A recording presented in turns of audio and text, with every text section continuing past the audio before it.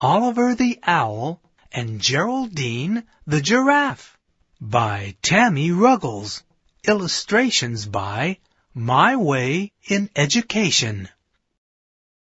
Oliver the Owl is the wisest of all the animals. He lives in a tree in the forest. All of the animals bring their problems to him. One day, Geraldine the Giraffe came to Oliver's tree.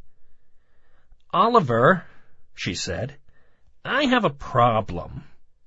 "What is it, Geraldine?" "It's my neck. It's too long. Some of the animals make fun of me because my neck makes me so tall."